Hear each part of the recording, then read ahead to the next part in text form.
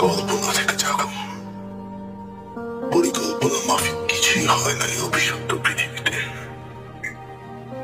যতই তোমার বয়স বাড়তে থাকবে, তুমি অনুভব করতে থাকবে বাস্তবতায় শুধুমাত্র অস্তিত্ব আছে দুঃখ, কষ্ট আর যন্ত্রণার। শোনো, এই পৃথিবীর যেখানেই তুমি তাকাও না কেন, আলোর নিচে আধারের অস্তিত্ব থাকবেই।